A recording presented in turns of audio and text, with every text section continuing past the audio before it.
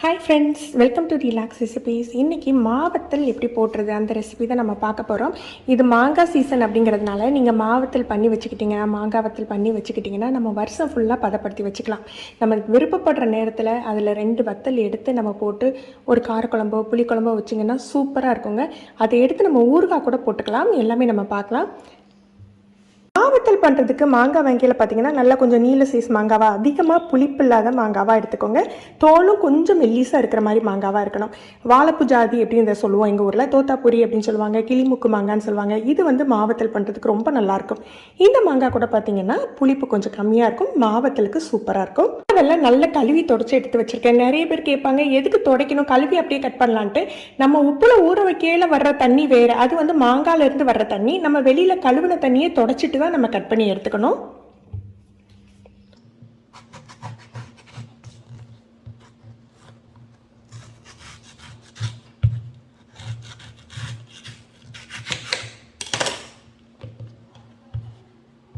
மாங்காயில் பார்த்தீங்கன்னா நடுவில் ஒரு ஓடு மாதிரி இருக்கும். அந்த ஓடு மாதிரி இருந்ததுன்னா அந்த ஓட்டோட சேர்த்தே வெட்டிக்கோங்க. அது இன்னுமே டேஸ்ட்டாக இருக்கும். கொட்டையை மட்டும் எடுத்துட்டு அந்த ஓட்டோட சேர்த்தே வெட்டிக்கலாம்.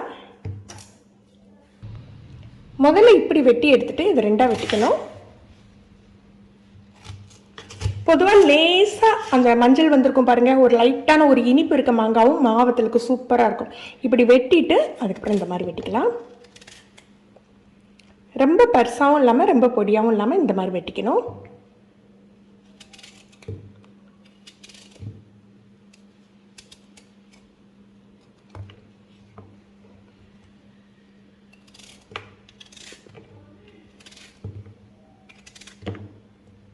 இது இந்த மாங்காயிலேருந்து கட் பண்ணது, இதுவுமே நல்லாயிருக்கும்.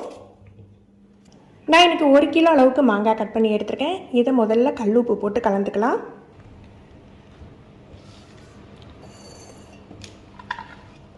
மாவத்தல் பண்ணுறதுக்கு பார்த்தீங்கன்னா எப்போதுமே பீங்கான் பாத்திரம் அல்லது மண் பாத்திரம் தான் யூஸ் பண்ணணும். ஏன்னா நம்ம கல் உப்பும் மாங்காவும் சேர்த்து ஊற வைக்கல, நீங்கள் சில்வர் பாத்திரம்லாம் யூஸ் பண்ணிங்கன்னா அரிச்சிடும் உங்களுக்கு. நீங்கள் அப்படி உங்களுக்கு கரெக்டான அளவில் அந்த பாத்திரம் இல்லாட்டி நீங்கள் ஒரு பெரிய பாத்திரத்தில் போட்டு மிக்ஸ் பண்ணிவிட்டு கூட நீங்கள் ஒரு மண் பாத்திரத்துலையோ பீங்கான் பாத்திரத்துக்கோ மாற்றி விட்டுருங்க. 1 கிலோ மாங்காய்க்கு, அதிக புளிப்பு இல்லாத மாங்காய்க்கு 1/4 கப் அளவுக்கு கல்லுப்பு தேவைப்படும்.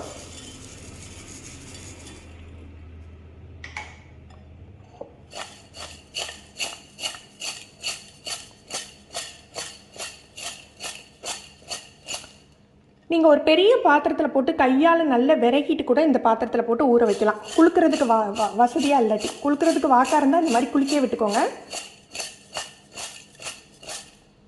இது ஒரு நாள் ஃபுல்லாக உப்பில் ஊறட்டும்.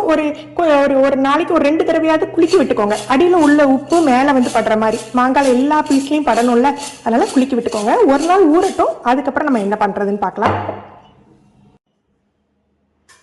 ஒரு நாள் ஃபுல்லாக ஊறிட்டு மாங்காய்லாம் சாஃப்டாக இருக்கும். இதை 2 தடவை நல்லா குலுக்கி விட்டுக்கலாம்.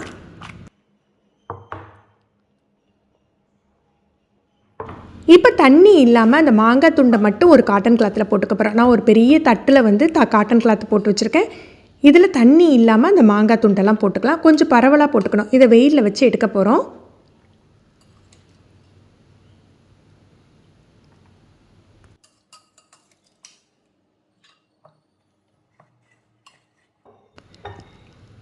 அந்த மாங்காய் ஊறின தண்ணியை அப்படியே எடுத்து ஓரமாக மூடி வச்சுடுங்க. இதை வீணாக்க வேண்டாம். ஏன்னா திருப்பி இதை ஒரு நாள் வெயிலில் வச்சுட்டு திரும்ப இதே தண்ணியில் நம்ம ஊறப்படுவோம். இப்போ இந்த தட்டை எடுத்து நம்ம வெயிலில் வச்சுட்டு வந்துடலாம்.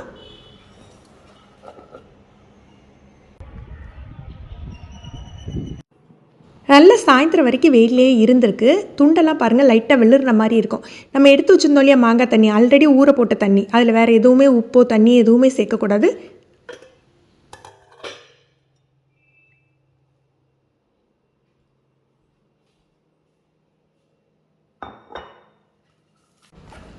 ஒரு நாள் வெயிலில் வச்ச மாங்காய் துண்டை திருப்பி இதே உப்பு தண்ணியில் போட்டுறணும்.